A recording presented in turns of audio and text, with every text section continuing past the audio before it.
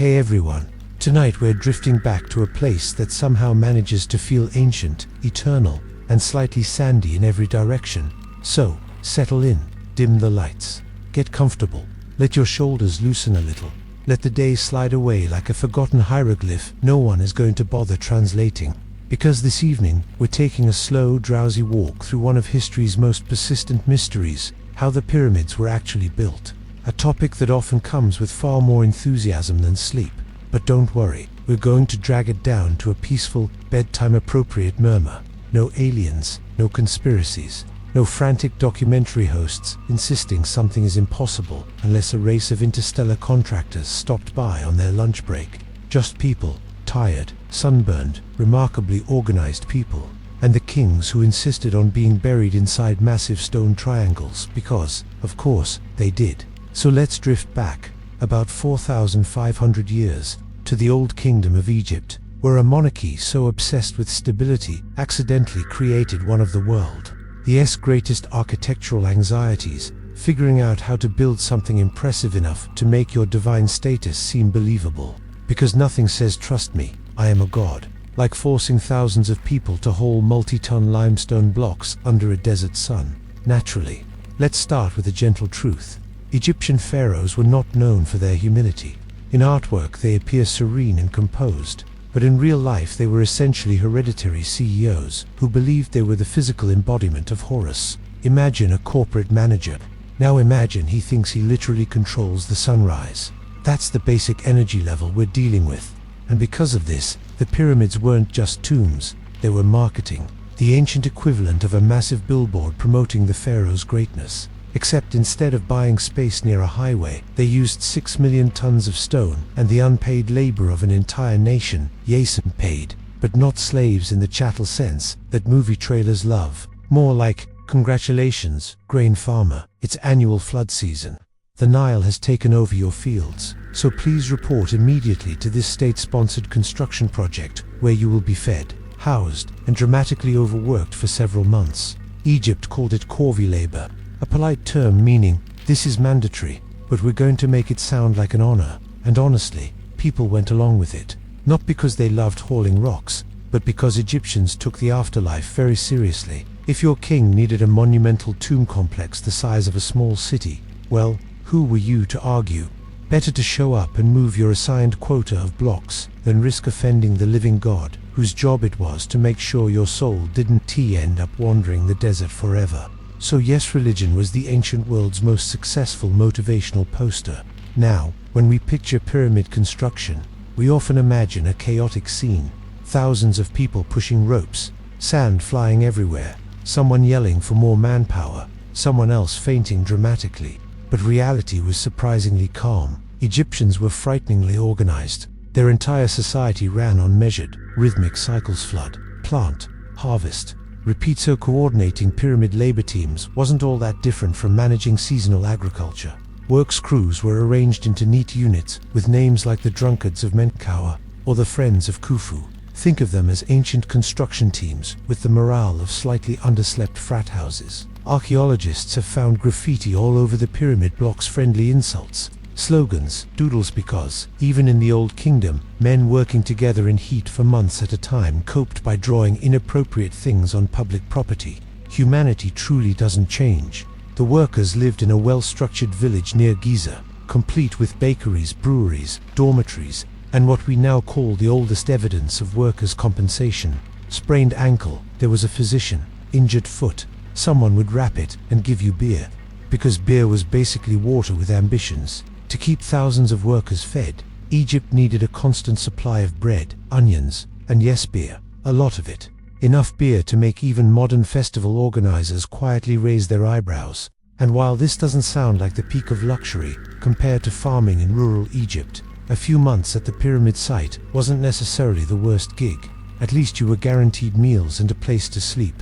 Thus, the pyramids were built not by slaves, but by a national workforce that the pharaoh essentially borrowed from the Nile itself, just as it receded after flooding. Now we can drift over to the stones themselves, because they read the part everyone argues about at dinner parties, where someone has already had too much Egyptian-themed wine.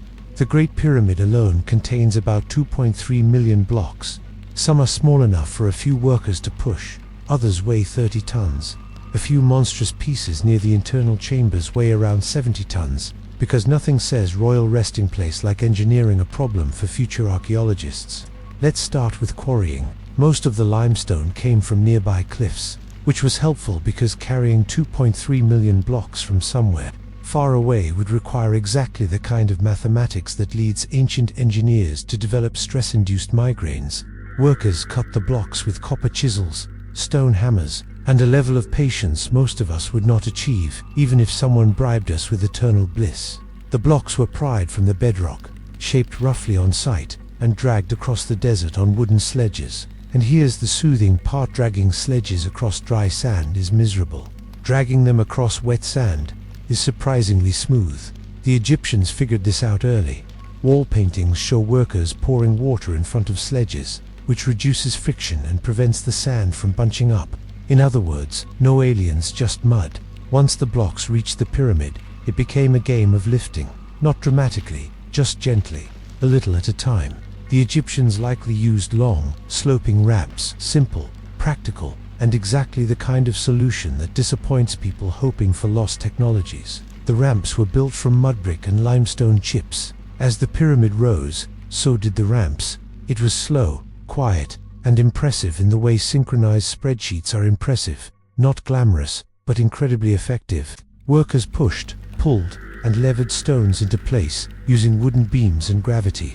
Lots of gravity. If a block slipped, well, you can imagine the type of language that was used. The graffiti suggests they were very expressive men, and because the pyramids were built layer by layer, big blocks at the bottom, smaller blocks at the top, the structure naturally formed a steady climb. Not quite like stairs, but enough that you could stand on a level surface without worrying about sliding down the side like a confused lizard. Every so often, a project manager, probably someone with an impressive title and a sense of self-importance that could be measured in cubits, would walk around checking alignments. Egyptians were obsessed with precision. The Great Pyramid is aligned with astonishing accuracy to the cardinal directions. Modern researchers measured the deviation and found it off by only a tiny fraction of a degree, which makes you wonder how they managed that without lasers. The answer, of course, is again very calm and very human. String, stakes, sun, stars, and people with far more patience than the average modern adult. They used the stars of the Big Dipper and Little Dipper to find true north. They watched shadows. They marked points. They adjusted. It was basically a cosmic version of watching someone set up a tent while insisting the ropes just need a little more tension. But even with their precision, mistakes happened. Blocks were misaligned. Angles were slightly off. Occasionally someone realized the outer casing didn't match the inner core perfectly, which probably led to the ancient equivalent of a passive-aggressive workplace conversation. Still, the pyramids remained astonishingly consistent, considering they were built without steel tools, cranes, or the modern luxury known as ergonomic concerns. Let's drift to the pharaohs themselves for a moment, because these were the men who created the demand for stone mountains. Khufu, builder of the Great Pyramid, does not have the friendliest reputation. Later, Egyptians described him as tyrannical, stingy, and possibly allergic to letting people have a good time. It's hard to verify the details, but considering he forced tens of thousands of people to build a monument the size of a small asteroid, it's fair to assume he was not the warmest individual. His son, Khafre, built the second pyramid, and naturally he placed it on slightly higher ground so it looked taller than his father's. Nothing says dynastic affection like manipulating topography for bragging rights. Menkaure, the third pyramid builder, seemed comparatively pleasant. Egyptians later remembered him as kind and reasonable qualities, which, in pharaonic politics, practically made him a revolutionary. His pyramid is smaller, perhaps because he preferred not to bully half the country into hauling 30-ton blocks for the sake of his posthumous real estate needs. And yet, even his pyramid required thousands of workers, hundreds of thousands of tons of stone, and years of steady effort, because even the nice kings wanted their tombs to be visible from a respectable distance, preferably one involving the curvature of the earth. One of the quiet truths behind pyramid building is that Egypt, his entire economy revolved around pleasing the gods, or at least pleasing the people who claimed to be gods. Everyone believed the afterlife depended on maintaining cosmic order. If the king had a proper tomb, the gods would be happy. If the gods were happy, the Nile flooded predictably. And if the Nile flooded predictably, crops grew and everyone continued existing. So yes, the pyramids were essentially very large insurance policies, and the workers, despite their difficult conditions, were proud of their roles. Being part of the king's monumental project meant your life had purpose, even if that purpose involved sore muscles and daily sunburn. Graves near the pyramid sites show workers buried with care, not tossed aside. They had bread offerings, beer jars, and amulets to protect them in the afterlife. Not the treatment of slaves, but of valued laborers. This doesn't make pyramid building a relaxing job, just an honorable one, something you might even brag about to your grandchildren, assuming you still had the energy to speak after doing stone-moving duty for 6 months straight. As night settles around our desert scene, let's drift over to the finished pyramid, white limestone casing gleaming, a perfect, smooth triangle rising above the sands, built not by aliens, but by people who were astonishingly good at teamwork, math, and politely ignoring back pain. And that, in its quiet way, makes the pyramids even more impressive, not because they are mysterious, but because they are understandable. Human hands did this, slowly, patiently, stone by stone, generation by generation, a monument not just to kings, but to coordination, determination, and an entire society that believed building something enormous and eternal was simply part of what it meant to be alive. Let's drift now, softly, toward the next royal fiasco in history. Hey, everyone, let's ease back into the dim, comfortable quiet of tonight's long drift through history. You can settle deeper into whatever you're sitting or sprawling in. Breathe a little slower.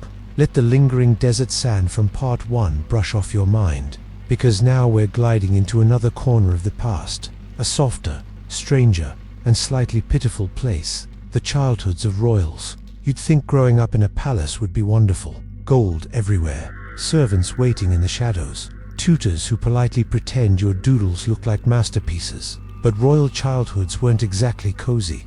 They were fragile, highly political, and more often than anyone enjoys, remembering spectacularly unlucky in the health department. So tonight, let's wander gently through these strange early years, where future kings coughed their way through adolescence. Heirs were raised like decorative houseplants, and dynasties desperately prayed for a male child who wouldn't immediately fall ill from something as ordinary as breathing, because royal bloodlines may have been prestigious, but genetically, let's say they often resembled a complicated soup. No one had really tested for quality. Let's drift first into medieval Europe, where royal babies were wrapped in enough silk to smother half a kingdom. Infants were swaddled so tightly they resembled small, unimpressed caterpillars. The logic was that straight limbs meant straight character, or straight bones, or straight something. Medieval childcare manuals tended to be vague about the details, but everyone agreed it was essential. Royal nurseries were less about love and more about appearances. A king and queen rarely raised their children directly. That was considered emotionally risky, and royals had always been allergic to risk except, of course, when starting wars. So instead, infants were handed over to noble nurses, attendants, and governesses, who were carefully selected for their supposed moral purity. In practice, the selection process usually boiled down to, does this person look like they might drop the baby? No. Excellent. These attendants shaped every moment of a royal child's early life, while the actual parents drifted in occasionally to observe, comment vaguely, and then leave to handle more important matters like arranging political marriages for the baby, or brooding dramatically over border disputes. It wasn't neglect, exactly, more like tradition, the comforting medieval belief that emotional closeness would somehow weaken a royal child, which, ironically, is the exact opposite of what happened. Now, royal health was a perpetual problem. You'd imagine rulers had access to the best medical care, and they didn't, fortunately. The best medieval medicine was roughly equivalent to enthusiastic guesswork performed by someone holding a leech in one hand and a prayer book in the other. Heirs to the throne were constantly monitored for signs of divine favor or imminent death. A baby sneezing could send half the court into a spiral of whispered concern. Take Louis XIV's childhood, for example. Before he became the Sun King, he was the sun baby, small, sickly, and regularly in danger of being replaced by a sturdier sibling. He nearly died several times, because France had a talent for producing monarchs who resembled decorative porcelain, dolls beautiful, but likely to chip if stared at too hard. Louis grew up surrounded by doctors who had impressive titles but very questionable methods. They purged him, bled him, and occasionally fed him substances that modern science would classify somewhere between why and absolutely not. It's amazing he survived long enough to reinvent royal fashion, bankrupt half of Europe, and build the world's most pretentious hall of mirrors. But fragile beginnings were normal. Or let's drift toward England, where royal children were often raised in chilly stone castles that functioned less like homes and more like elaborate draft tunnels. Windows didn't help much. They were tiny slits designed for arches, not warmth. So young princes bundled themselves in layers of wool, fur, and whatever dignity they could manage at age 6. Henry VIII's childhood is a good example of the royal paradox. He was pampered, adored, indulged and almost completely ignored by his own father. Henry VII had already lost too many children to illness, including the original heir, Arthur, who died at 15 after exerting himself in ways the church politely declined to specify.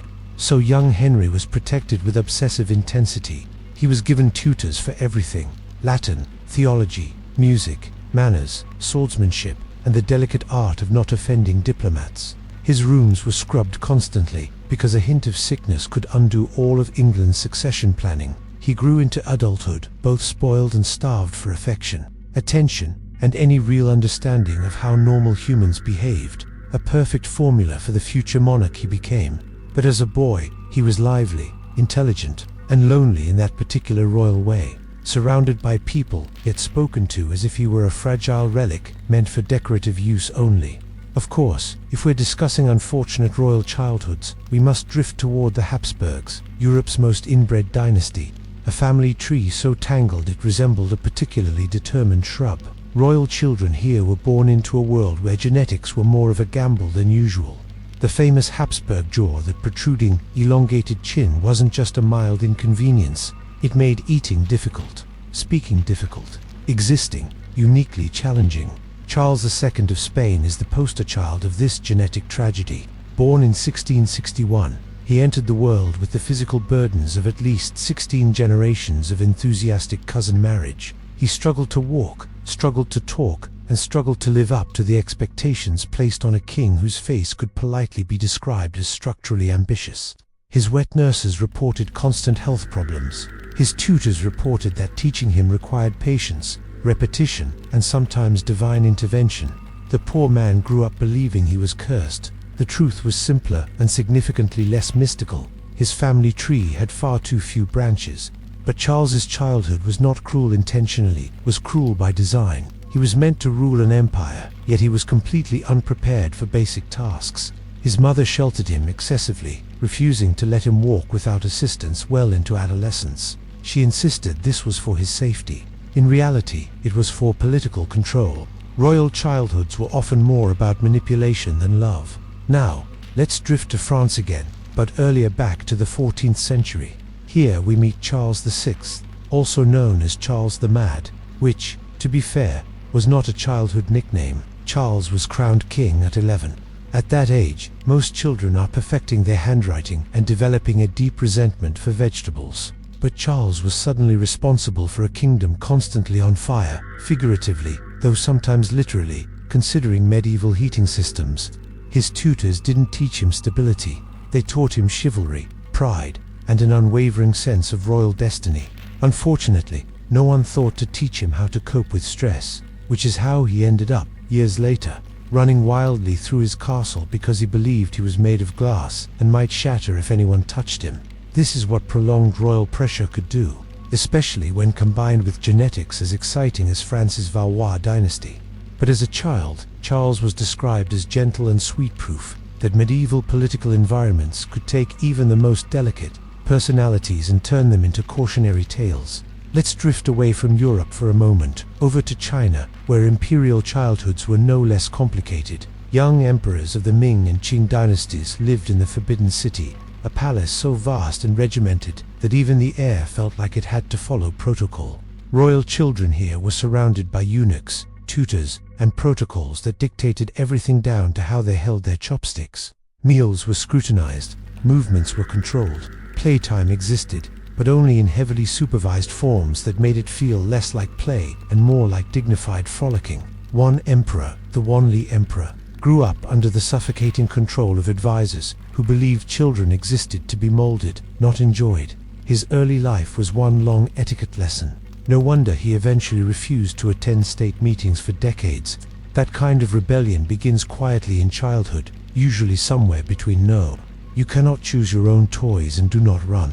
That is not emperor-like. But perhaps the most striking example of a lonely royal upbringing is Louis XV, the French monarch who became king at the age of 5. By 5, most children are learning to tie their shoes. Louis, however, was learning how not to terrify the court with every sneeze. He had already lost both parents and a cluster of relatives to disease. He was the last surviving viable heir, which meant France treated him like a delicate egg balanced on a shaky table.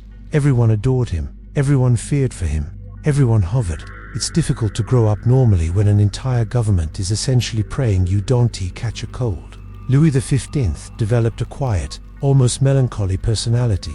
As an adult, he was described as gentle, polite, and chronically conflicted traits that made his reign frustrating and his personal life complicated. But as a child, he was simply alone, surrounded by silk, jewels, and endless protocol. But alone, drifting again, let's visit Russia, where royal childhoods were often a mixture of opulence and sheer danger. Take Ivan the Terrible. As a boy, he lived in the Kremlin, surrounded by feuding nobles who treated him like a political trophy. His parents died early, leaving him essentially at the mercy of palace factions. He grew up watching violence, cruelty, and power struggles unfold around him. While attendants ignored him unless they needed something, he spent much of his childhood wandering the palace, half feral, observing the adults tear each other apart. It's not surprising he became a ruler whose policies ranged from strict to please stop. This is making everyone uncomfortable. His violent adult personality didn't appear out of nowhere. It was shaped, slowly and steadily, by a childhood lacking warmth, but overflowing with fear. Royalty looked glamorous from the outside. From the inside, it often resembled a very luxurious form of emotional malnutrition. Let's soften things now. Drift away from the dramatic dysfunction and into something more gently unfortunate. Royal childhoods, in general, lacked something ordinary: choice. Most children choose their favorite food. Royal children received whatever the court physician considered balancing to their humors. Most children choose their hobbies. Royal children learned fencing, theology, and how to sit perfectly straight while adults argued about treaties. Most children chose their friends. Royal children were paired with approved companions who were ideally polite, well-born, and boring enough not to inspire rebellion. Any spark of individuality was formally discouraged. Not punished, just gently pressed down, smoothed away like wrinkles in royal linens. The goal was to mold heirs, not humans. And this molding often produced rulers who were neurotic, indecisive, paranoid, or completely bewildered by real life. Not because they lacked intelligence. Many were quite gifted, but because they were raised like rare artifacts, protected, displayed, and handled with excessive caution. As the candlelight of this gentle historical evening flickers, we're left with an image of royal children who grew up in rooms filled with silk, gold, and expectations heavy enough to crush their small shoulders. Some survived it gracefully, some collapsed quietly, some erupted later in life, with all the emotional stability of a startled goose, but almost all of them shared one thing: a childhood shaped more by duty than by joy, a reminder that privilege does not always equal peace. Hey everyone, let's settle back into that soft, dimly lit quiet. Maybe adjust your pillow, maybe relax your breathing a little.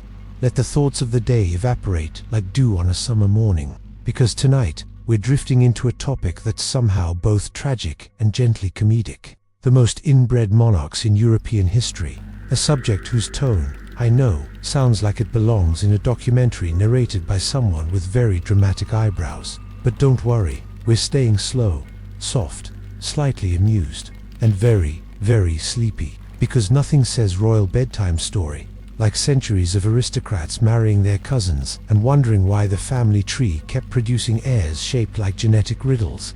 Let's float slowly through these dynasties. No judgment, just a gentle, dry chuckle here and there, like looking at a tapestry that's beautiful from afar. but up close, has some very questionable stitching choices. Before we begin our parade of fragile bloodlines, let's set the scene. In medieval and early modern Europe, marrying your cousin wasn't unusual. It wasn't even eye-tracing. It was considered smart, strategic, and profoundly convenient.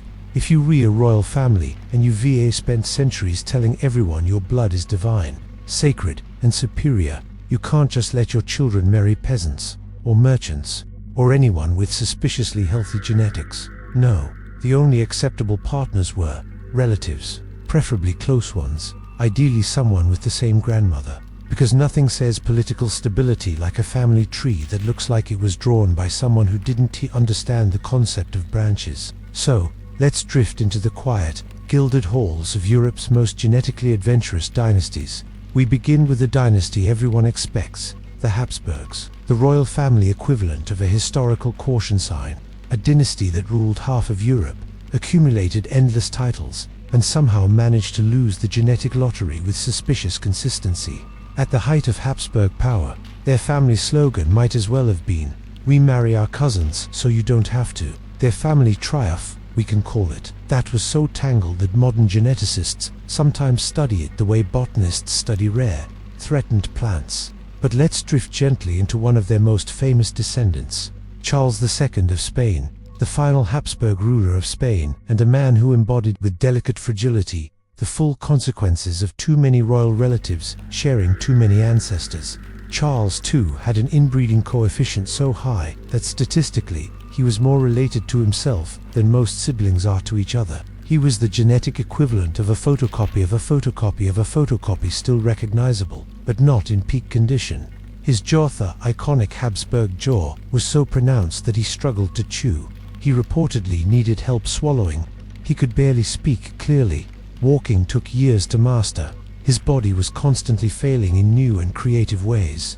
But what's interesting, in our soft, sleepy way, is that Charles was described as gentle, not unusually bright, not politically capable, but gentle, a quiet, sad wax figure placed on the throne by tradition and kept there by nobles who treated him like a fragile porcelain heir that must not be dropped. His childhood was a blend of overprotection, superstition, and medical treatments that involved herbs, holy water, and the occasional physician who clearly had no idea what he was doing but made encouraging noises anyway.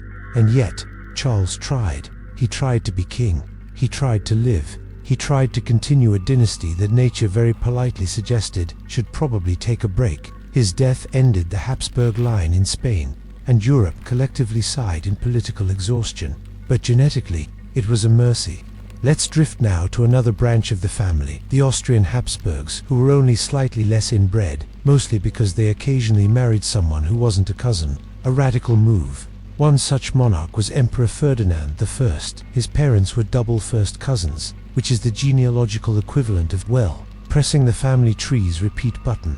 He was frail, epileptic, and had difficulty speaking. He also had the unusual habit of shouting nonsensical phrases during official events, like yelling "I am the emperor" at inappropriate times, which, technically, was true but contextually unnecessary. Yet the empire kept him, protected him, surrounded him with advisors who made decisions, while Ferdinand collected hobbies like clock-watching and sitting quietly. His advisors eventually declared him unfit to rule, but he still carried the title for years because the Habsburgs were nothing if not committed to keeping things in the family.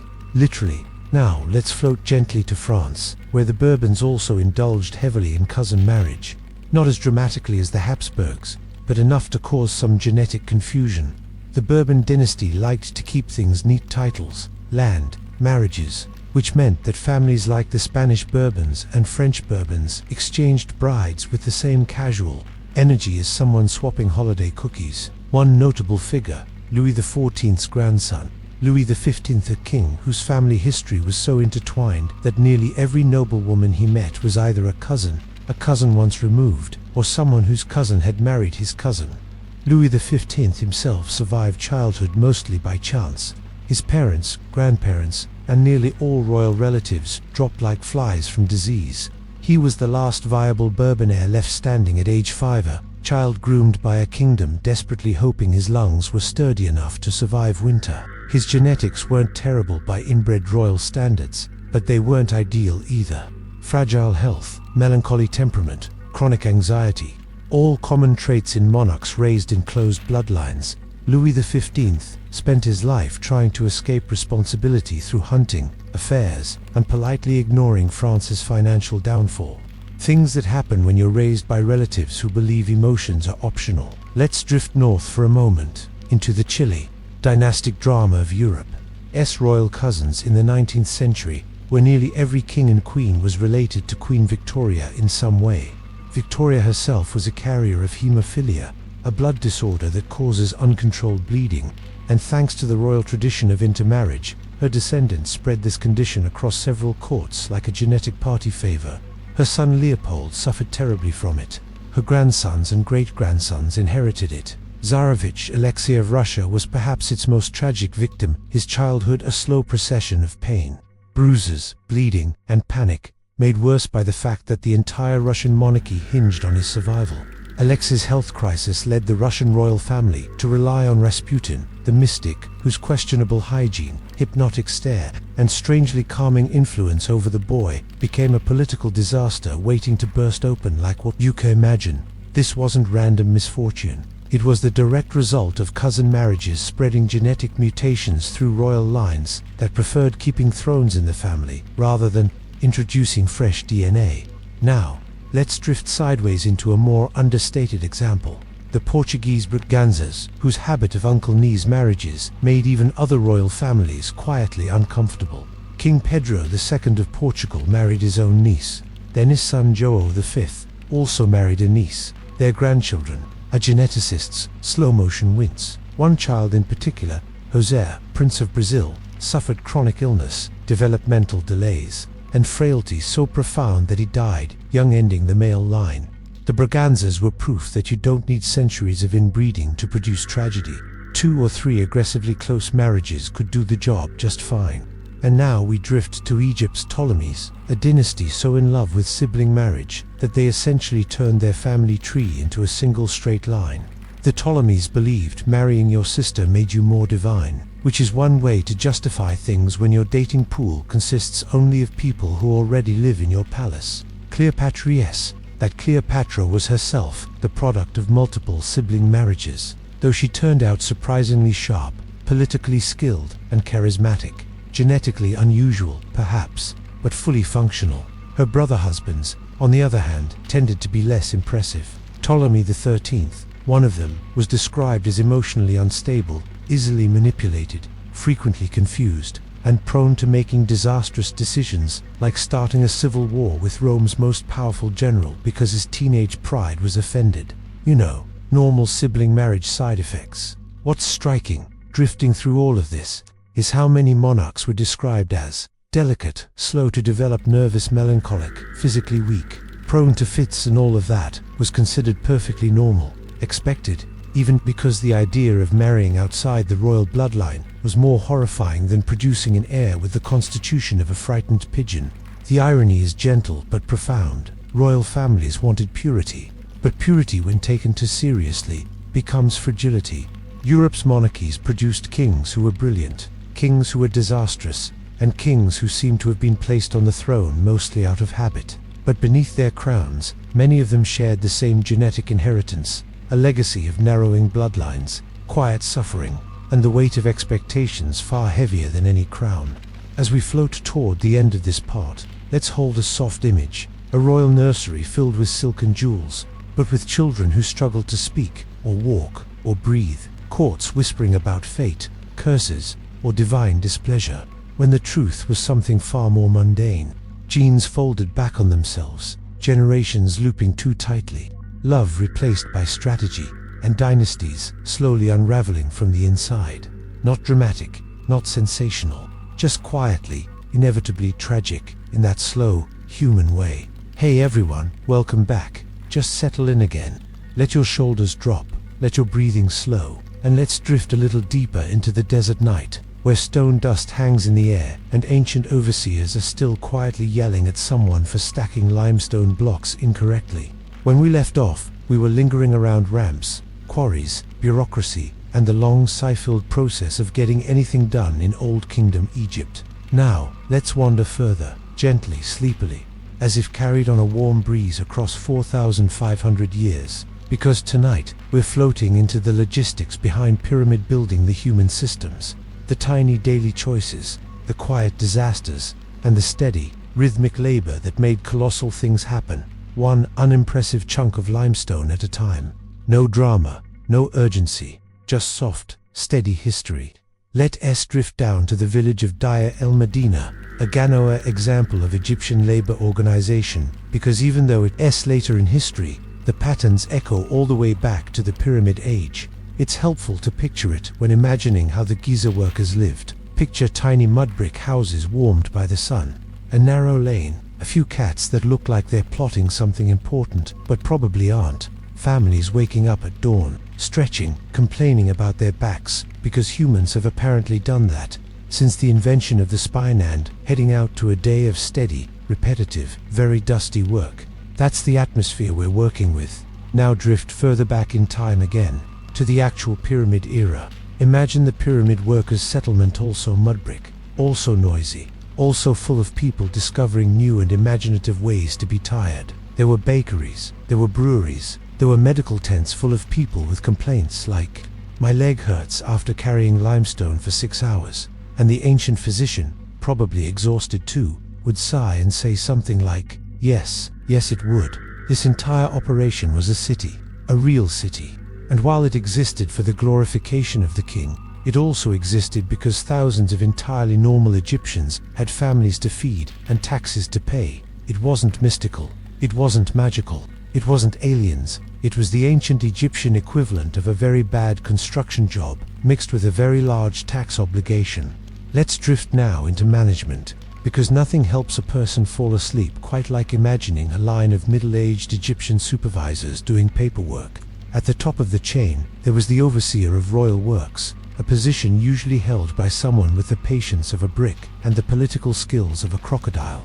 Below him were scribes, dozens of them each, documenting daily rations, output, absences, tool distribution, injuries, stone counts, and any suspicious activity like worker found trying to nap behind a block. Again, scribes were the backbone of the operation. Without them, chaos. With them, well, still chaos, but at least someone wrote it down. These scribes left behind notes so painfully relatable that you can practically hear the weary tone echo through time.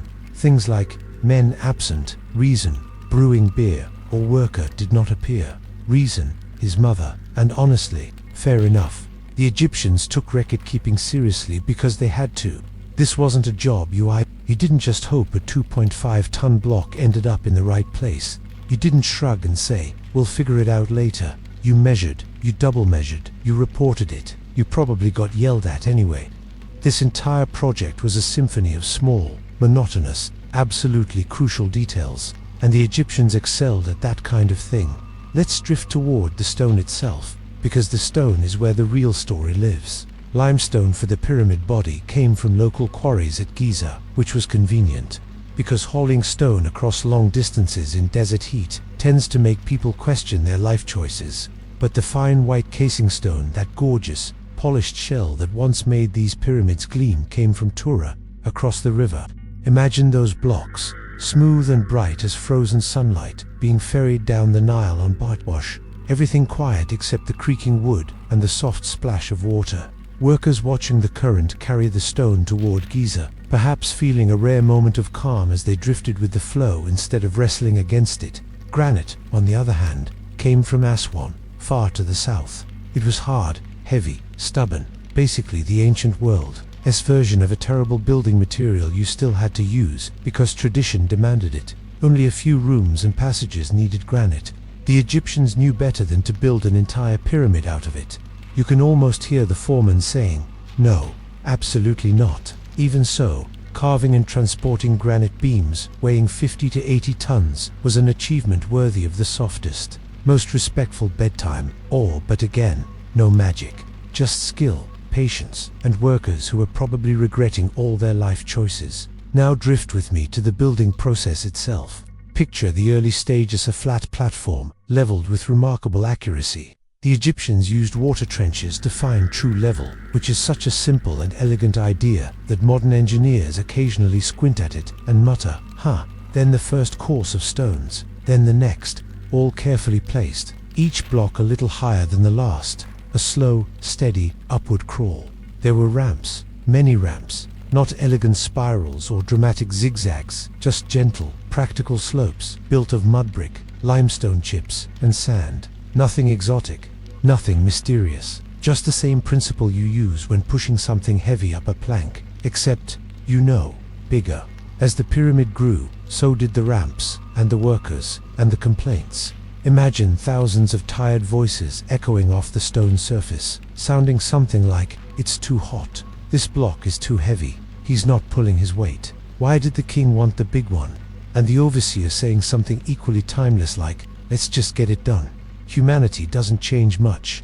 Now we drift into the middle stages, when the pyramid is halfway up, and everyone involved is questioning the king's architectural enthusiasm. This part of the process was surprisingly calm, careful, rhythmic. Teams of haulers dragged blocks. Men with levers nudged them into position. Scribes wrote down everything, probably with quiet resentment. The blocks were set with extraordinary precision. Not mystical precision, but impressive all the same. A few millimeters off. Annoying, but manageable. Then, once a level was finished, the surface was smoothed and prepared for the next stage.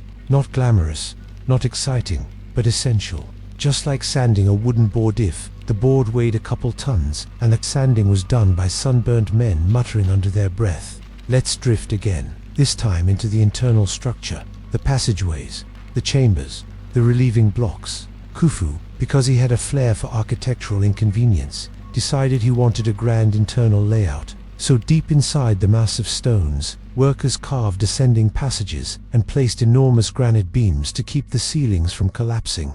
Imagine being one of those workers, inside the dim, echoing chamber, chisel in hand, thinking, why couldn't he just build a nice, normal mastaba like everyone else?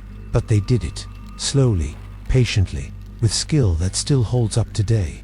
The Grand Gallery, with its corbelled ceiling, is something architects still admire quietly, and usually with a slightly stunned expression. It's not a space built by amateurs. It's built by people who knew stone intimately, who knew weight, and pressure, and silence. Let's drift toward the top now.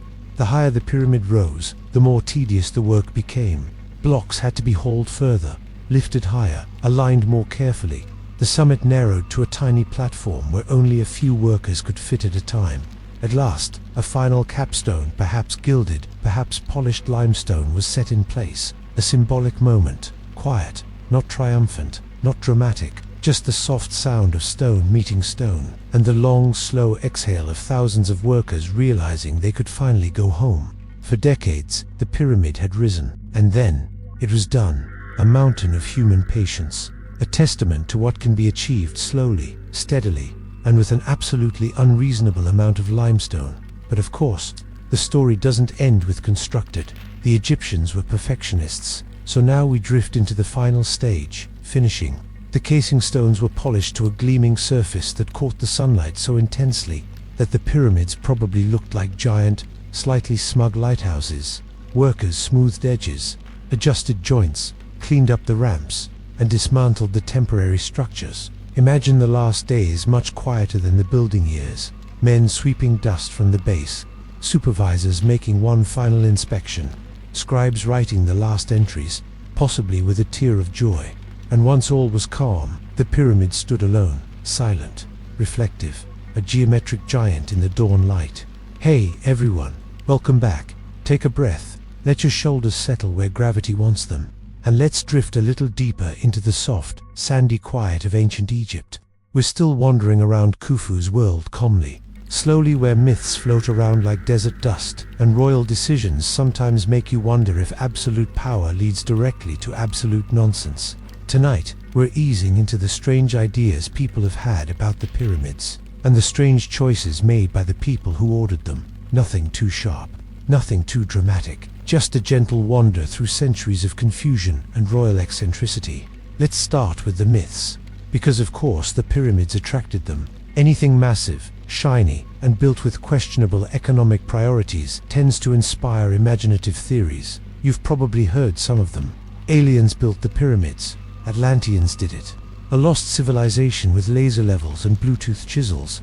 Or the ever-popular Egyptians simply couldn't have done this because reasons. These ideas spread because, well, the pyramids are big, very big. And humans sometimes look at something impressive and immediately assume, we could never do this. Instead of the more accurate historical version, we absolutely could.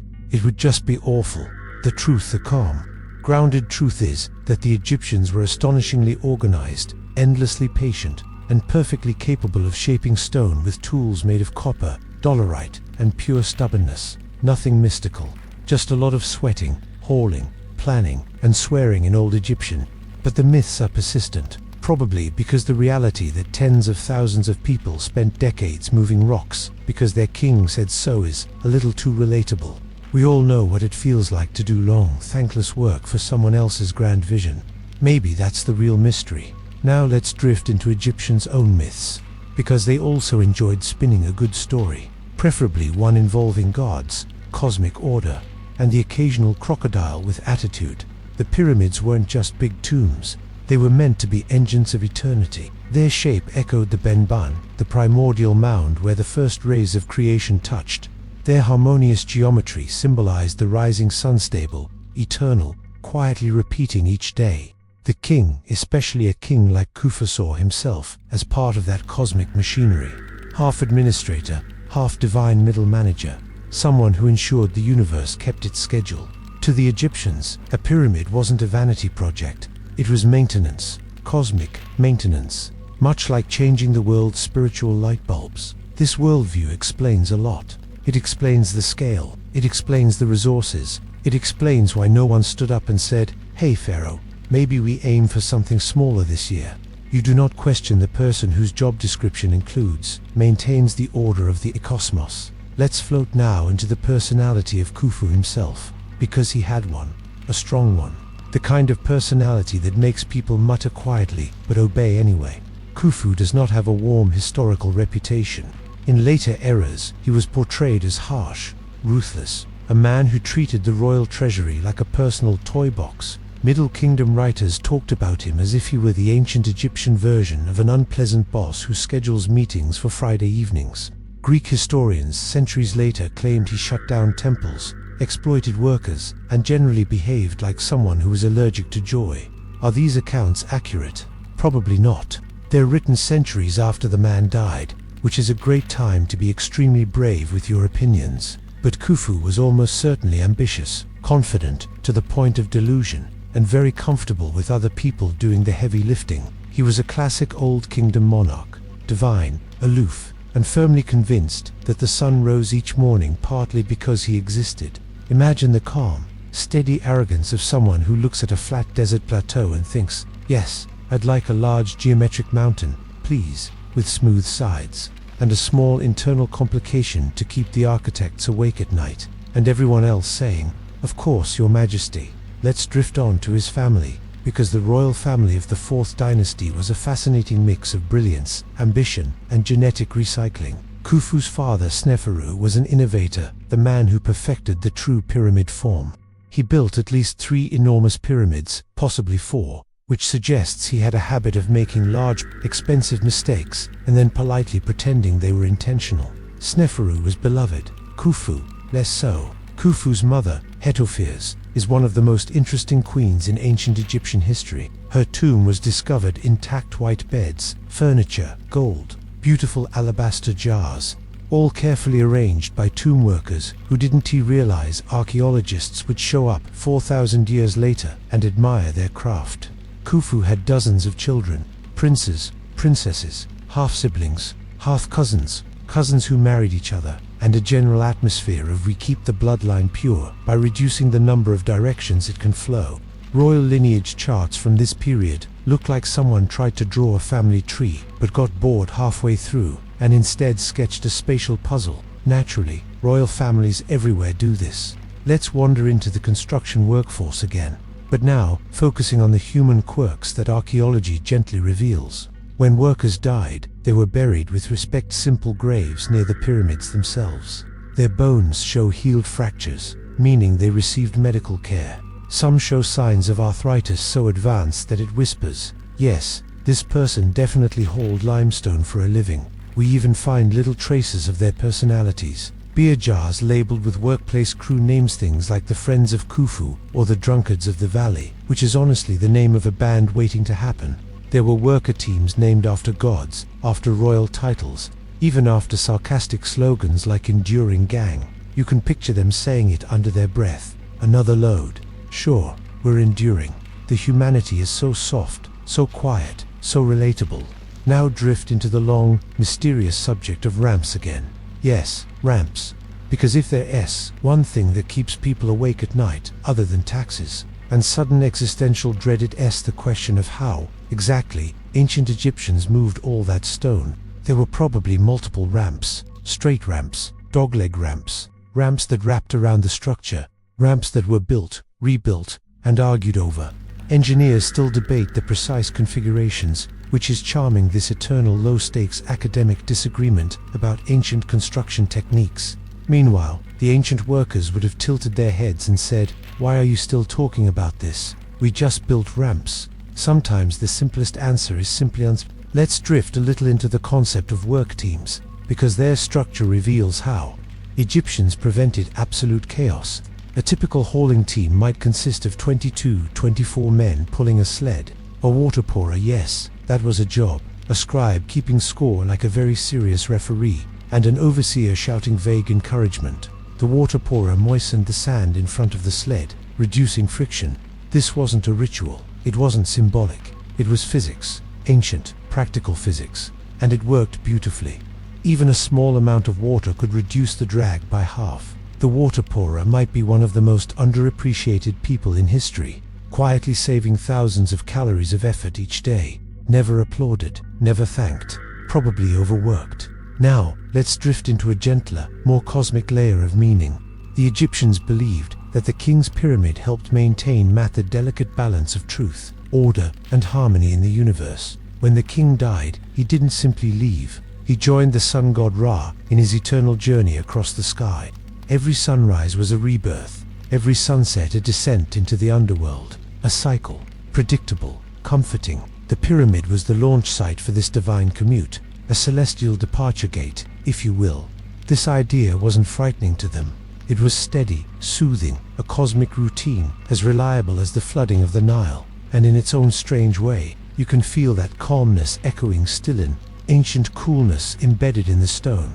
Let's drift toward a few misconceptions, gently correcting them like smoothing wrinkles from a linen sheet. No, slaves did not build the pyramids. That idea was popularized much later, but ancient records show paid laborers, rotating workers, and specialists. No, the Egyptians weren't technologically backwards. They just used the tools they had with incredible skill and patience. Sometimes modern machines break. Ancient techniques often don't. No, the pyramids aren't aligned to Orion's belt with mystical perfection. The alignment is interesting, yes, impressive, but it's within a range that suggests careful surveying, not cosmic revelation. Humans love to find secrets where none are needed. Sometimes the truth is simple, soft, and thoroughly documented by bored scribes. Let's drift into the atmosphere of Giza, again not the tourist site, but the ancient one. Picture the plateau buzzing softly with activity. Stone dust floating in the sun, voices murmuring, blocks scraping, wheels grinding, birds circling overhead, wondering why humans insist on building things taller than necessary. Workers ate bread and onions, drank beer, told jokes, got blisters, made friends, lost temper, sang work songs, and tried not to drop limestone on their toes. It was a city, a community, a living world. And then, decades later, it dissolved back into silence, leaving only the stone. Hey everyone, welcome back again. Settle in, let your eyes get a little heavier, and let's drift deeper into the warm hush of ancient history, where the pyramids are no longer being built, but are instead quietly judging the kings who tried and mostly failed to follow in Khufu's footsteps. Because tonight, we're easing into the decline of the pyramid age, softly, slowly, with the same calm melancholy as a desert evening. Let's begin by floating forward a little in time. Not far, just a few decades. Enough for Khufu's Great Pyramid to stand alone on its plateau, gleaming like a giant, slightly egotistical lantern. Khufu's successor was Jeddifer, a king with big ideas and very little follow-through. Instead of building on the Giza plateau as one might expect from a dutiful son continuing a grand architectural tradition, Jeddifer wandered off to Abu Rawash and tried his own thing.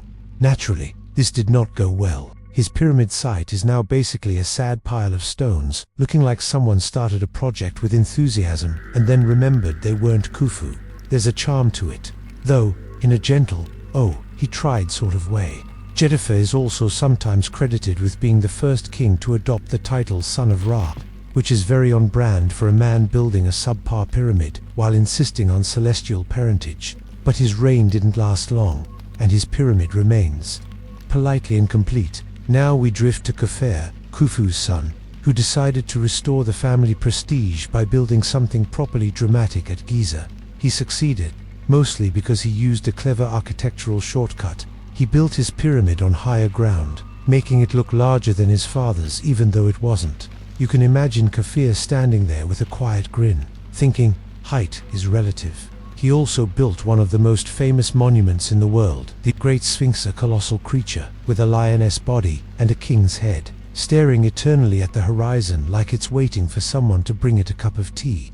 No one is entirely sure whose face is on the Sphinx. Most scholars think it's Khufu, some think it's Khufu, a few think it's a very bored lion. But the point is simple. Khufu wanted grandeur, and he achieved it, quietly, smoothly, as if saying, yes, father, I can build shiny things too. Then comes Menka Khufu, son who looked at the massive pyramids of his father and grandfather and said something like, absolutely not. I'm building a small one. And he did. Menkawa's pyramid is tiny compared to the first two.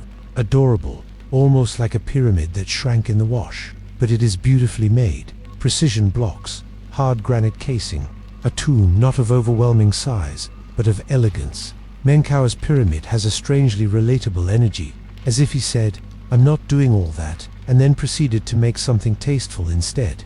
He is remembered as a good king, gentle, fair, almost shockingly normal. A dynasty of ambitious men had finally produced someone who just wanted a reasonable workload.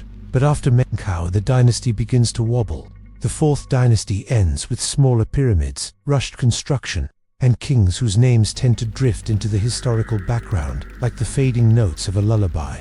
By the fifth dynasty, the pyramids continue shrinking. By the sixth, they're practically apologizing for existing. This decline wasn't sudden. It was a slow drifter, architectural equivalent of a sigh. The reasons were many, and all very human. First, money. Large pyramids were extremely expensive, shockingly expensive. You could feed half the country instead. Expensive. And as the old kingdom wore on, kings realized that maintaining divine cosmic order might be easier if the economy still existed. Khufu had tapped into a period of abundance and political control. His successors inherited something less abundant, less unified, and more complicated. So they adjusted. The pyramids shrank. Temples grew more important. Burial practices shifted. The world changed, softly, gradually, like sand drifting from one dune to another. Second, administration. The centralized power that allowed Khufu and Khufu to conscript tens of thousands of workers began to soften. Regional governors called nomarchs gained more independence, more power, more confidence, and, naturally, more interest in building things for themselves instead of the king. When power decentralizes, monumental construction tends to shrink. You can almost hear the nomarchs saying, "We love you, king, truly, but perhaps a smaller pyramid this year, something tasteful, more manageable." And the kings, who still wanted eternal life but also needed political stability, obliged. Third, religion continued to evolve. By the fifth dynasty, the sun god Ra had become overwhelmingly important, and kings built solar temples instead of titanic tombs. Pyramids were still built, but they became more symbolic, less grand. The afterlife texts, the famous pyramid texts, first appeared during this era. Carved inside the walls, these spells were meant to guide the dead king through the afterlife. They are poetic, calm, quietly cosmic. Lines like, "You will cross the sky in the bark of Ra." Not dramatic, just steady reassurance. The focus had shifted from enormous stone to spiritual intricacy. Fourth, and most relatable of all, people learned from experience. Khufu's pyramid was glorious. Yes, magnificent, certainly, but also impractical, and probably exhausting. Later, kings, looking upon the giant limestone mountain of their ancestor, may have felt a gentle, overwhelming resignation. Something like, "We're not doing that again," and that was that. Now let's drift forward to the end of the Old Kingdom, into the reign of Pepe II, a king who ruled for roughly 90 years. 90. By the end of his reign, everyone around him had died, the economy had strained itself into knots, and the country slid into a slow-motion collapse called the First Intermediate Period. Pepe II's pyramid. Small, crumbly, unimpressive, but understandable. If you've been in charge for 9 decades, you probably don't have the energy to commission granite beams the size of small elephants. Pepe II's pyramid whispers the exhaustion of an era running out of steam. So the monumental tradition faded, not abruptly, not dramatically, just a long, gentle decline. The Middle Kingdom revived pyramids, but they were made of mud brick cores and limestone casings, a delicate combination that time and weather eventually turned into lumpy hills. New Kingdom pharaohs abandoned pyramids entirely, opting instead for hidden tombs cut into the cliffs of the Valley of the Kings. Hidden tombs, because by then everyone had realized that putting giant stone arrows over your burial chamber was basically saying, "Please rob me." Egyptians learned their lesson, slowly, sleepily, painfully, but the pyramids remained, silent, massive, reflecting the ambitions of a bygone age. Let's drift into how later Egyptians felt about the pyramids. They admired them, feared them a little, respected them deeply. To them, the pyramids were ancient even in antiquity. Imagine living in 1500 BCE and knowing the pyramids were already more than 1,000 years old, already relics, already historic. The Egyptians called them the places of ascending. They believed the spirits of the kings still moved through them, quietly, eternally. They sometimes reused the surrounding temples, sometimes cleaned the causeways, sometimes built new shrines nearby, but mostly, they just let them be. And who wouldn't? A giant stone triangle has a certain dignity. Over centuries, the pyramids weathered everything: sandstorms, looters, neglect, the slow crumble of time. Even the occasional king who tried to repurpose casing stones for his own projects, because recycling is apparently a very ancient concept. But the core structured, the limestone heart stayed. The pyramids have outlasted empires, generals, priests, Rome, Alexander, Napoleon, everyone. They remain calm and quiet, like 3 very old cats that refuse to move. Hey everyone, welcome back.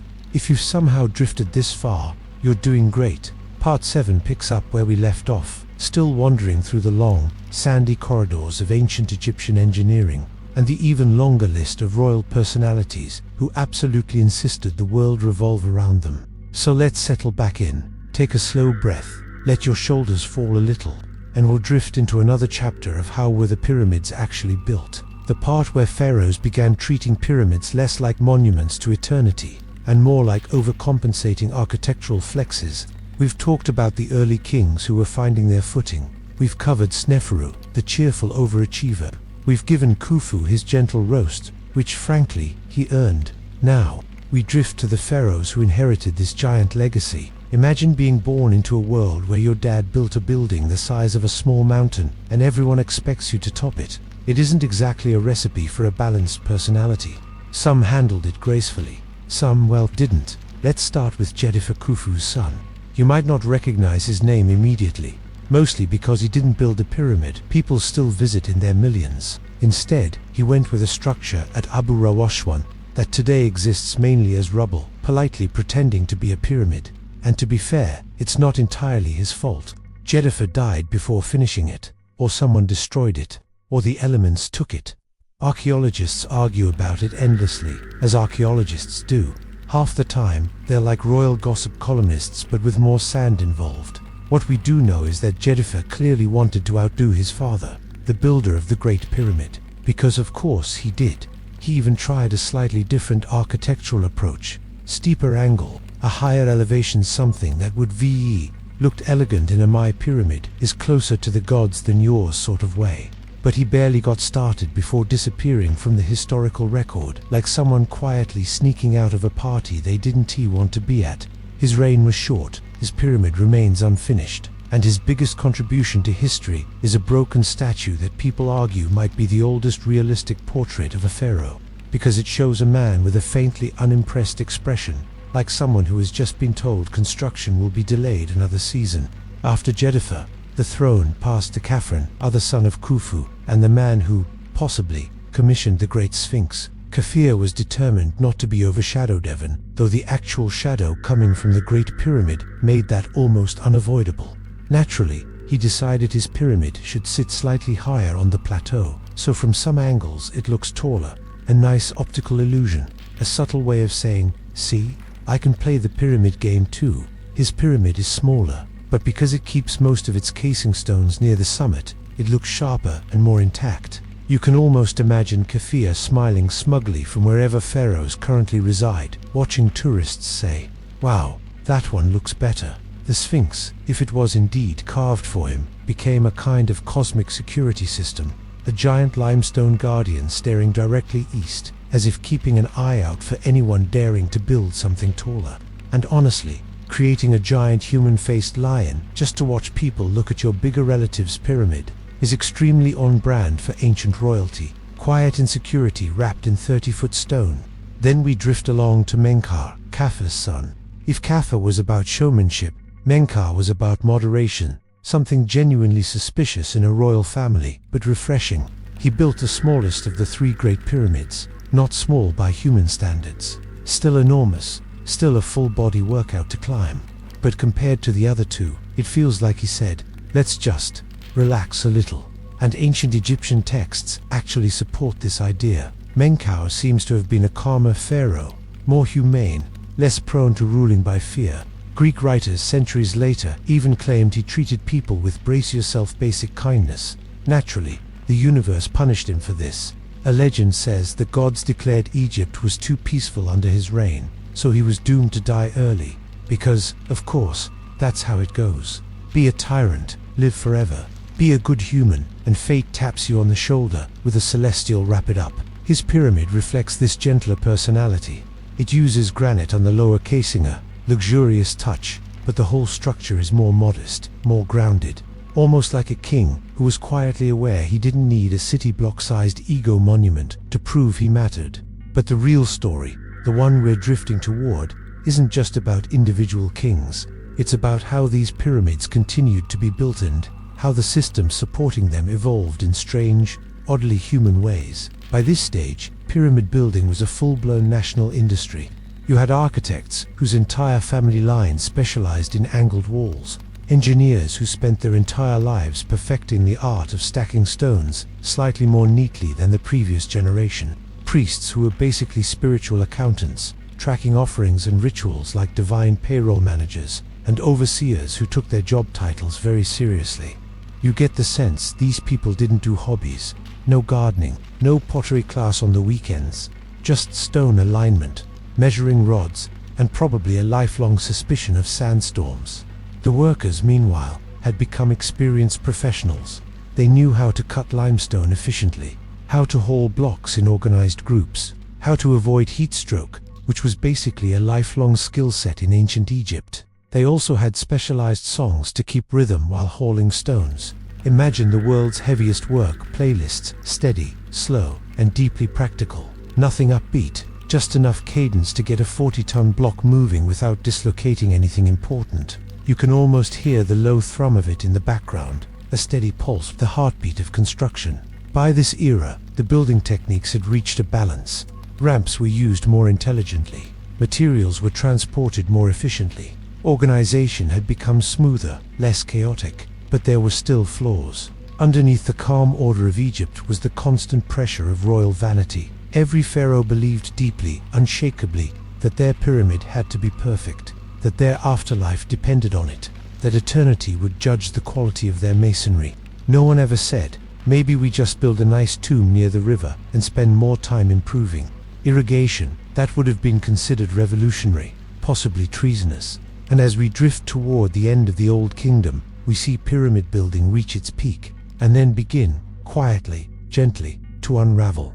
Not dramatically, no sudden collapse, just the slow fading that all grand traditions eventually face. The resources stretched thinner, the administration grew tangled, the spiritual confidence wavered, and eventually, Egypt realized that maybe building multiple million-ton stone triangles wasn't the most sustainable long-term plan. But that part we'll drift into next time. For now, just let your mind settle around these ancient profiles, kings trying to outshine their fathers, architects who lived for perfect measurements, and workers who carried literal mountains in their hands. Let all of this soften at the edges. Let the noise fade. Hey everyone, welcome back. If your eyes are a little heavy, that's perfect. Just let them rest while we drift into the quiet decline of Egypt's greatest architectural obsession. Tonight, we re-sliding gently into a slower era, one where the ancient machine that once built mountains of stone begins to sputter, like an old lantern running low on oil. There's no dramatic crash, just a long exhale. So, settle back, loosen your shoulders, let the breath drop into your belly, and we'll continue. By the time the 5th dynasty arrived, the Egyptian state had been building pyramids for centuries. Whole generations of workers had been born and died under the shadow of these stone giants. And somewhere along the way, something subtle changed. Pharaohs started realizing that maybe the effort required to build massive, flawless pyramids wasn't entirely practical, or necessary, or healthy for the national budget. Eunochemans sensed thoughts, which of course made them mildly suspicious to other royals. The 5th dynasty pharaohs were a little different, less focused on stone, more interested in religion and rituals and solar cults. The kind of kings who would read spiritual texts in the corner while their ancestors wrestled metaphorical limestone blocks. The result? Smaller pyramids, much smaller, almost like someone had gently whispered, maybe, calm down. Let's drift toward Userkov, the first king of the 5th dynasty. He built a pyramid at Saqqara that was well, fine, not great, not awful, just fine. It was modest in size, modest in effort, modest in ambition. You can practically hear him saying, "Look, it's still a pyramid. Nobody panic." But Userkov put most of his energy into temple building instead, especially solar temples dedicated to Ra, because the sun god was becoming the center of everything. The new royal branding. Imagine a pharaoh rebranding his entire dynasty, like a company trying to appear more modern. Userkov basically said, less stone, more sunlight. This is who we are now. Then came Sahir, who followed in the same pattern. His pyramid at Abuser is crumpled. That's the kind word. Its limestone casing was stripped away in later centuries, leaving behind something that looks like a collapsed cake left out in the sun. But Sahir didn't seem to mind. His real pride was his mortuary temple, carved with beautiful reliefs showing the king doing kingly things, smiting enemies, supervising gardens. You know, the full royal lifestyle package. And again, the theme emerges. Less focus on making the biggest, strongest pyramid, more focus on the religious complex surrounding it. If the 4th dynasty was the age of massive stone triangles, the 5th dynasty was the age of pyramids, surrounded by other stuff. By Neferkar's reign, the pyramid tradition was unraveling like a slow, gentle thread. His pyramid was initially planned as a step pyramid, something that immediately raised eyebrows, because the step pyramid belonged to Djoser, centuries earlier. Going back to step pyramids was like a king bringing back a very outdated fashion trend, a bit like saying, we're doing shoulder pads again. But halfway through construction, someone had second thoughts. They tried to turn it into a smooth-sided pyramid. The result looks like both styles lost. A transitional structure that never fully committed. Much like Neferkare himself, whose reign quietly drifted along without making large historical ripples. Then there's Neferfer, who left behind what may be the saddest pyramid of Olan, unfinished mound of rubble politely classified as a pyramid. In reality, it looks more like a construction site everyone forgot. His reign was short, his project halted. He died young, and the workers did their best to turn the stump of a pyramid into something remotely ceremonial. They wrapped it in hastily built walls and said, they're finished, the ancient equivalent of turning in homework 5 minutes before the deadline. But the real shift, the profound one, happened subtly.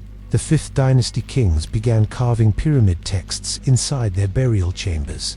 Not images, not reliefs, texts, actual written spells. This was a huge change. Pyramids were no longer just architectural flexes, they became books written in stone, containing instructions for the afterlife. To us, this is fascinating. To the ancient workers, it was probably confusing. Wait, fewer stone blocks but more writing. Is this easier or harder? Depends on whether you preferred hauling granite or carving tiny hieroglyphs for months. And then, gently, we slide into the 6th dynasty, the final breath of the Old Kingdom. The point when everything starts wobbling. Not dramatically, nothing explodes. But the administration grows bloated.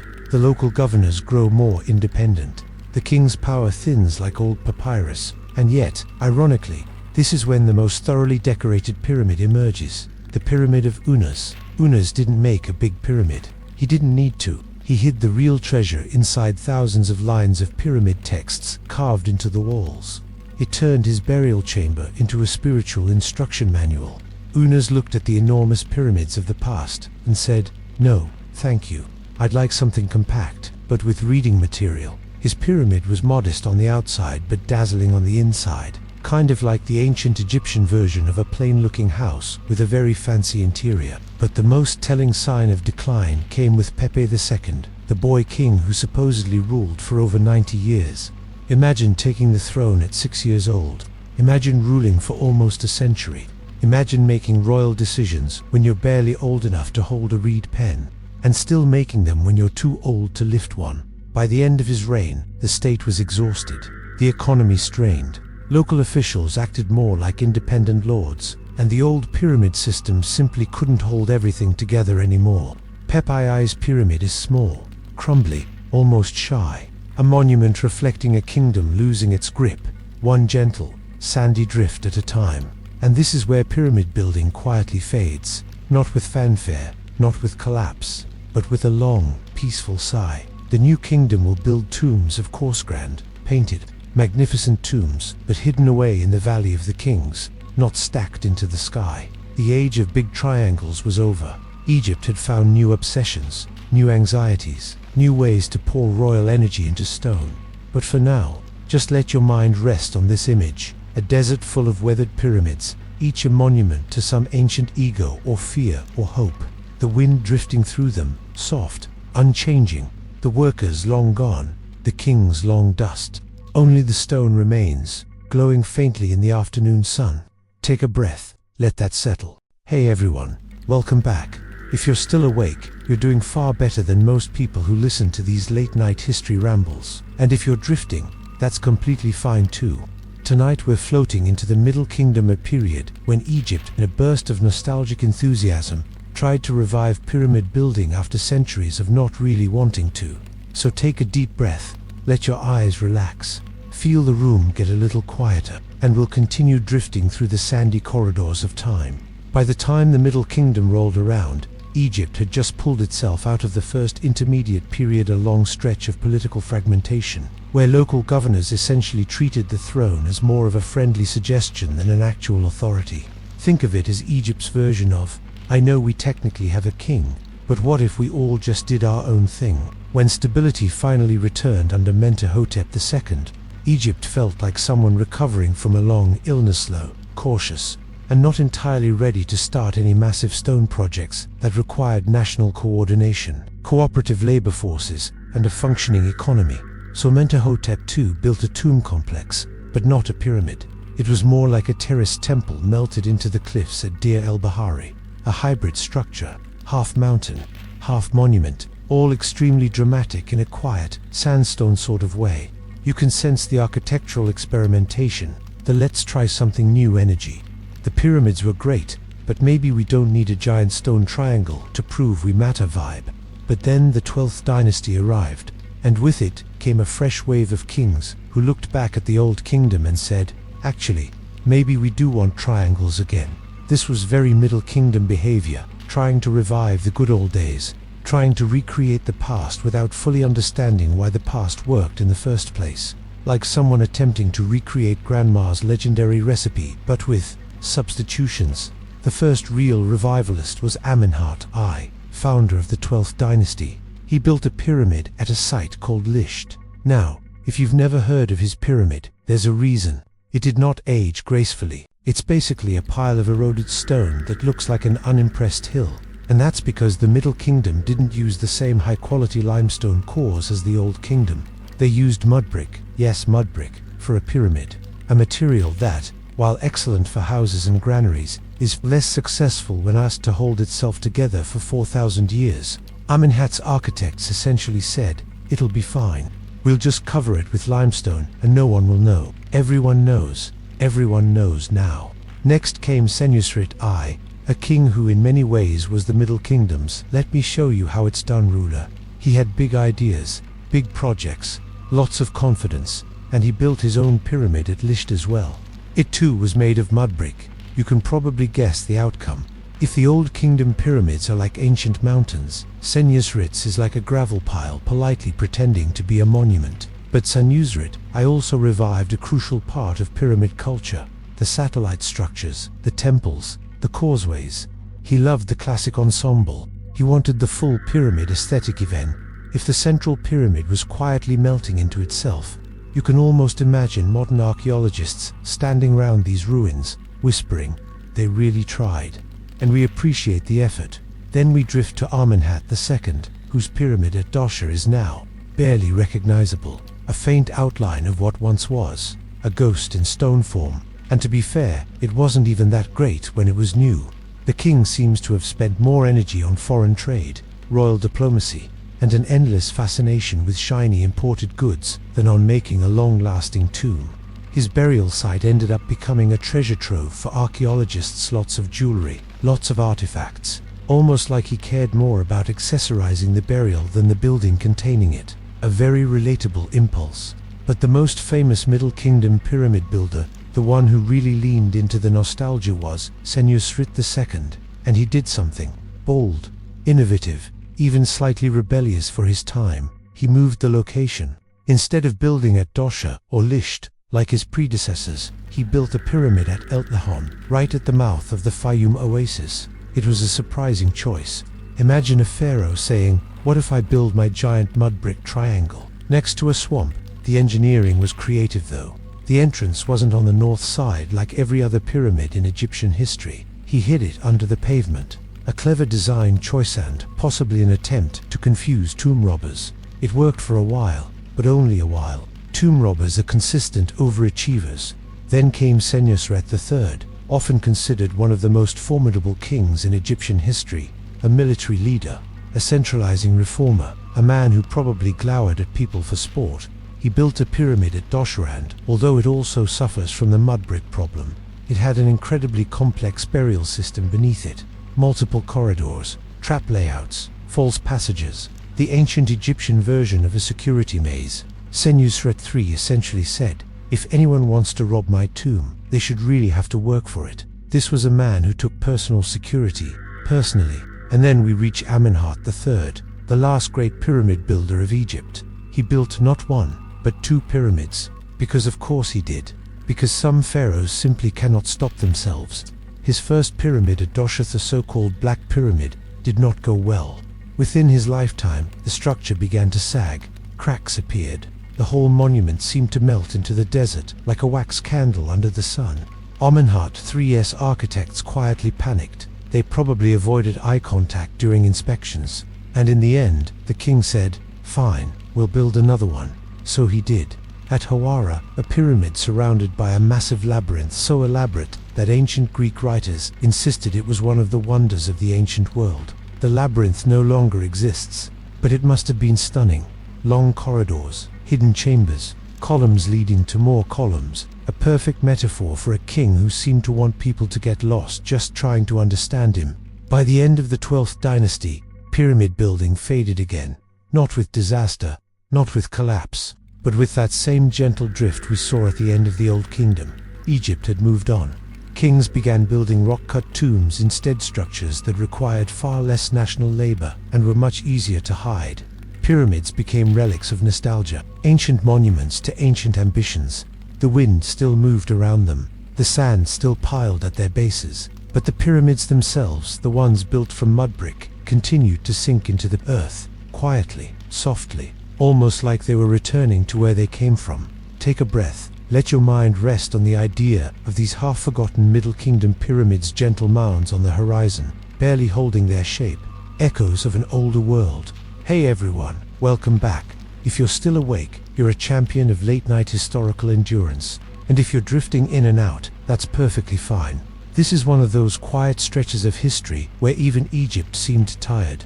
Tonight, we're floating into the New Kingdom, the age of giant temples, ambitious pharaohs, and absolutely no pyramids, at least not the kind we've been talking about for the last several hours.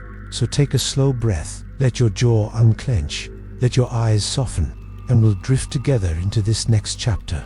When the New Kingdom began, Egypt was recovering from another messy period, the second intermediate period where foreign rulers called the Hyksos took over parts of the country. It was chaotic, it was embarrassing, it was the kind of national memory Egypt politely pretended didn't happen. But once a Theban family finally pushed the Hyksos out, Egypt entered a golden age, and with it came a brand new architectural mindset. The New Kingdom kings looked at the pyramids of the past and essentially said, "Very lovely. Very impressive. We're not doing that again." The reason was simple: tomb robbers, persistent, determined, Egypt's most dedicated entrepreneurs. If a pharaoh built a giant stone triangle, everyone knew exactly where he was buried. Terrible for security, perfect for thieves. So the New Kingdom did something radical. It began hiding royal burials in the cliffs of a remote valley. This is where we drift into the Valley of the Kings, a quiet, sun-baked canyon that became Egypt's new burial ground for nearly 500 years. Let's start with Ahmose, the first king of the 18th dynasty. He didn't build a pyramid. He didn't even pretend to. Instead, he created a new kind of royal tomb hidden away, carved into rock, dark and symbolic. He seemed to understand that secrecy was stronger than stone, and that eternity didn't require a giant landmark visible from space. His successors agreed. But something interesting happened. Even though they stopped building pyramids for themselves, New Kingdom pharaohs still used pyramid symbolism everywhere else, in temples, in artwork, even on the tops of obelisks. It was like they couldn't quite let the triangle go, only the physical construction of it. Next comes Hatshepsut, the legendary queen who ruled as king. She didn't build a pyramid either, but she did commission one of the most beautiful monuments in Egyptian history, her terraced mortuary temple at Deir el-Bahari. It rises from the desert like a series of quiet steps, leading nowhere, calm, balanced, almost serene. She also dug a tomb in the Valley of the Kings, just like the men, because she was not about to be left out of the afterlife housing trends. Her architecture embodied a kind of gentle confidence, a steady whisper that somehow said more than 1,000,000 tons of limestone. Then there's Thutmose III, her stepson, who ruled after her. A man who spent most of his life on military campaigns and almost none on self-reflection. He buried himself in a long, winding tomb deep inside the valley. No pyramid, just darkness, corridors, and a single thought: let no one find me. Well, modern archaeologists found him, but it took several thousand years and a lot of crawling through dusty tunnels. By the time we drift to Amenhotep II and Thutmose IV, the pattern continues. Long corridors, hidden chambers, painted walls showing the king on his journey through the night sky. These tombs were works of art, softly lit, gently painted, filled with spells and scenes meant to guide the king to the afterlife. They weren't mountains of stone. They were stories carved in silence. Then comes Amenhotep III, king of such wealth, grandeur, and divine self-esteem that he probably would have built a pyramid bigger than Giza if it hadn't gone so unfashionable. Instead, he built enormous temples, huge courtyards, colossal statues, all of them designed to show the world that he was exceptionally fond of himself. His tomb followed the new tradition hidden in the valley, but his mortuary temple on the West Bank was once the largest religious structure in the world. Today, all that remains are the Colossi of Memnon, two giant statues of the king looking mildly bored after 3,300 years of sitting in the same spot. Not the world's greatest ergonomic choice, but the real architectural chaos begins with Akhenaten, the heretic king, the man who said, "You know what Egypt needs: one god, one sun disk, and absolutely no subtlety." He moved the capital, changed the religion, rewrote every rule, and built a brand new city in the desert. What he did not build was a pyramid. His tomb was dug into the cliffs near his new city Amarna, hidden, undecorated, sterile in its design. Akhenaten didn't want old traditions. He wanted new everything, especially architecture that didn't honor the old gods. Naturally, within a few years of his death, the entire country went, "Never mind, forget that ever happened." Then, finally, we drift to the boy king himself, Tutankhamun. Tut's tomb is small, cozy, even barely suitable for a minor official, let alone a pharaoh. It was clearly a last-minute assignment, like the architectural equivalent of a group project someone forgot until the night before. But because it was so small, so hidden, and so quickly sealed, it escaped the robbery that ruined almost every other royal burial. And when Howard Carter found it, the modest little tomb revealed more treasures than any grand pyramid ever did. A quiet reminder that size really isn't everything, even in ancient Egypt. As the new kingdom rolled on through the reigns of Seti I, Ramses II, and Ramses III, the valley became a honeycomb of hidden tombs, each one deeper, more decorated, more cautious. The pyramid was gone. Its spirit lived on, only as a symbol, sharp, elegant, and distant. But Egypt no longer needed it. They had moved to new fears, new philosophies, new ways of preparing for eternity. The stone triangles slumbered behind them, half buried in sand, while the new tombs curled deep under the rock labyrinths of quiet, flickering torchlight. Take a breath. Let that image settle. A desert full of ancient pyramids fading into dust. And, miles away, a valley filled with secret tombs carved into the earth, both dreaming of eternity in their own way, both silent now,